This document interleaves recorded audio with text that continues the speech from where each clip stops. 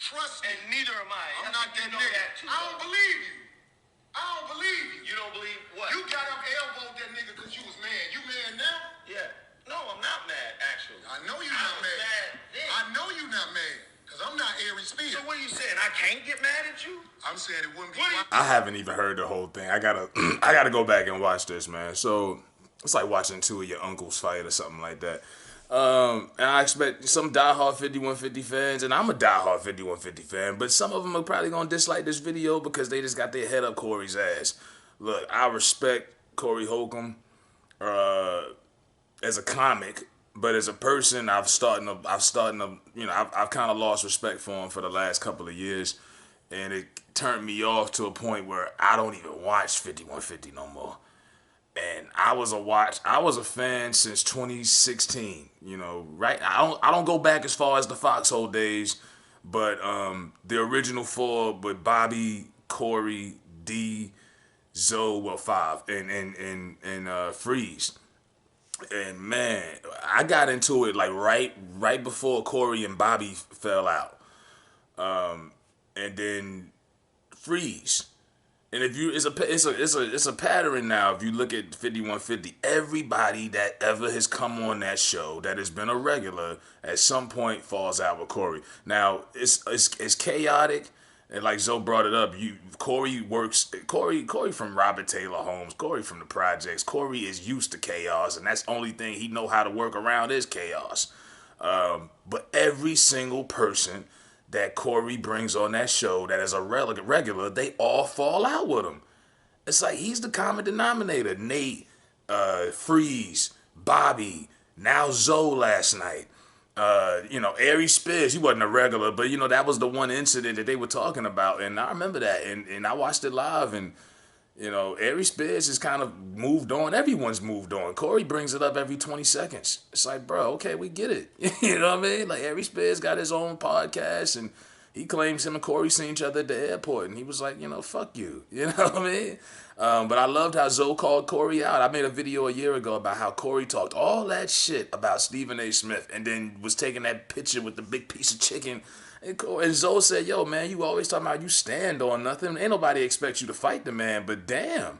And it's like, Corey, the hypocrisy I see with Corey is, Corey will call out every comedian on his level or beneath him, but won't challenge the powers that be in his, the Hollywood nucleus or whatever, like the Kevin Harts, the Tiffany Haddishes, the Nick Cannons. Now, Nick Cannon on that sucker shit did all that backpedaling after, the video with Professor Griff. And instead of calling him out like, he should have, because that's his friend, Corey didn't say anything, and he had him on the show. Sat there for 2 hours, didn't say anything. I'm sorry, bro. Keep it 100. If it's going to be 5150, keep it that way.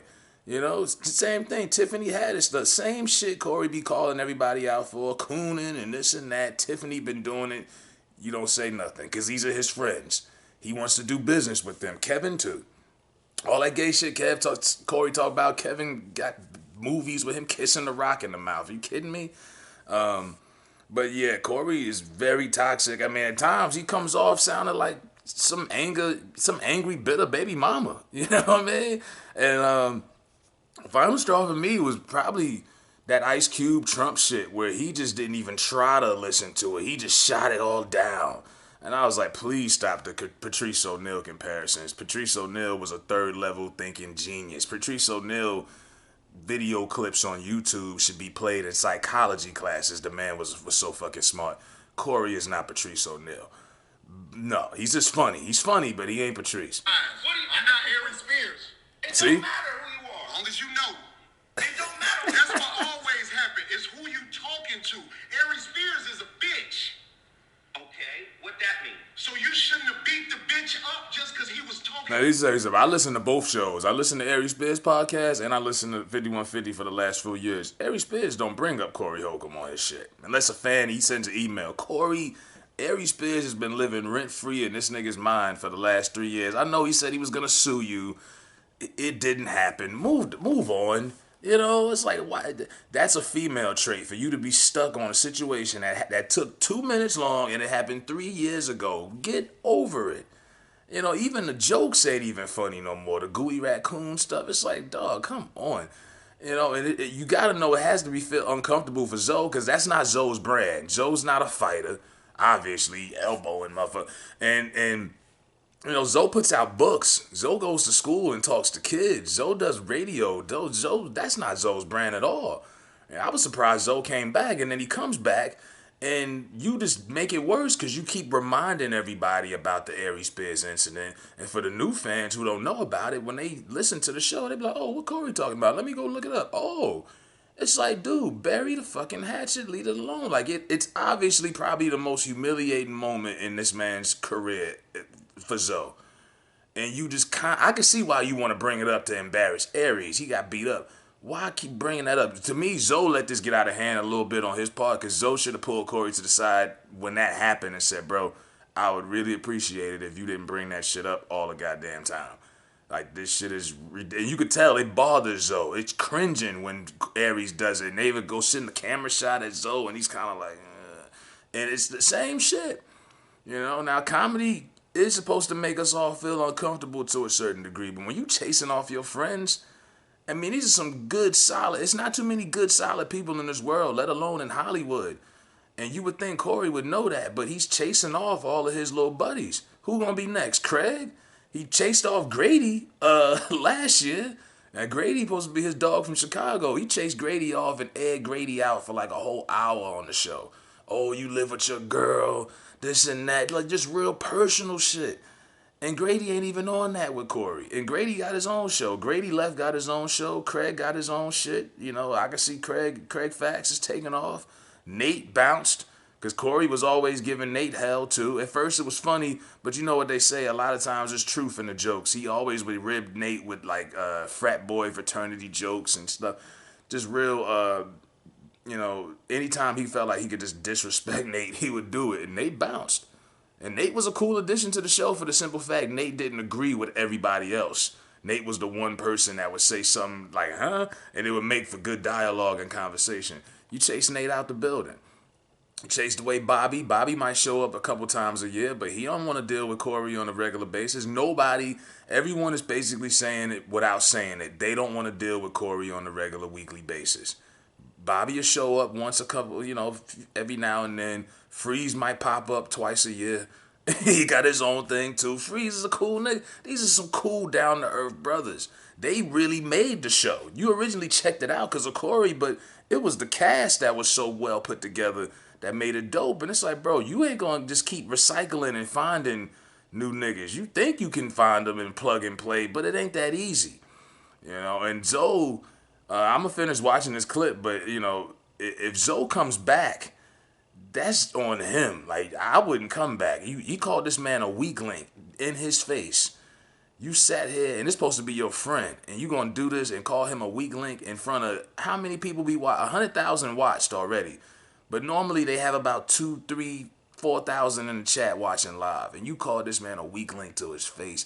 That's disrespectful. You don't talk to one of your friends or your brothers like that. You just don't do no shit like that, you know. And I still think Corey's a great comedian. He's hilarious, you know, but I just think he's a toxic person. I think Corey might got a lot of shit going on personally. I remember about a year ago, he flew his son out to L.A. from Chicago, who was being raised by his mother and his stepson, aired the whole boy personal business out on the show. I'm like, come on, like, why are you airing out your family dirty laundry on the show? That sounds like a man who needs therapy, who needs someone to talk to. And 5150 is kind of like his therapy session every week. And that's what it's becoming. You're seeing a broken man who's got some shit going on. And this platform has become like his therapy session. You know, he be disrespecting Darlene. He be disrespecting everybody. You know what I mean? Corey's out of fucking control. I don't know what's going on. You know, Hollywood been kind of lame lately because of COVID and everything. The world is changing. You know, you could just tell he got a lot of hatred and a lot of anger built up in him right now. And it's like, bro, look around you. You are running off all of your buddies, all of your pals.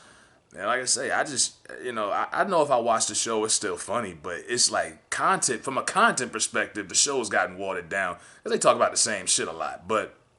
And I could tolerate that to a degree when it's funny. But the drama, the toxic shit, I'm like, nah, bro, I'm good on that. I don't want to see these good brothers and this one half sister, Mexican sister, whatever, Darlene. I don't want to see that arguing and shit. Y'all all, and the thing is, everybody on that panel is over 45. That's the sad part. Corey's 50. Zoe got to be pushing 50. Everybody up there is, Darlene is pushing 60. Goddamn, you know what I mean? Like, y'all too old for this shit, bruh. But yeah, I haven't checked out 5150 in weeks. The last time I checked out the show was when Corey was throwing Grady under the bus.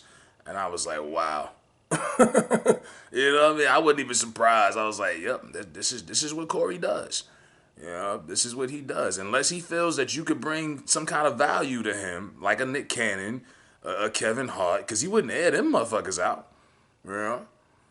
But it's easy to air out people like Grady and, Aries Spears and people like, people who can't really do nothing for you because you up here and they down here. Corey loves picking on people that are beneath him. But the people that are higher up in the high rises, he don't mess with them. And that's the hypocrisy, some of the hypocrisy that Zoe was talking about. And then, like I say, the Stephen A. Smith thing. I mean, come on, bro. You talked all that shit. That was the biggest Stephen A. Smith critic. Oh, I ain't gonna do nothing with the man, got security and all that. I stood on what I said. I'm like, nigga, that picture didn't look like you stood on shit. You was smiling with a big piece of chicken in your hand, nigga. That was not a good look. You folded like a lawn chair.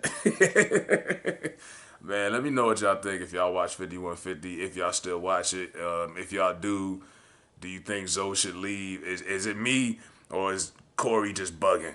I just think Corey's bugged out. I think something is going on with Corey, and I think he is his own worst enemy.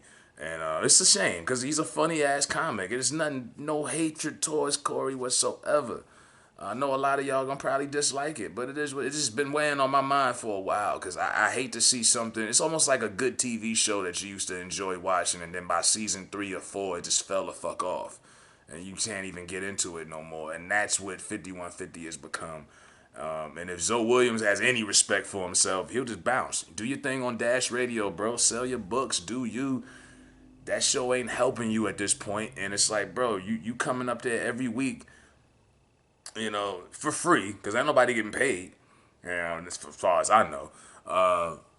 And to be disrespected? Hell no, man. Let me know what y'all think. I'm out.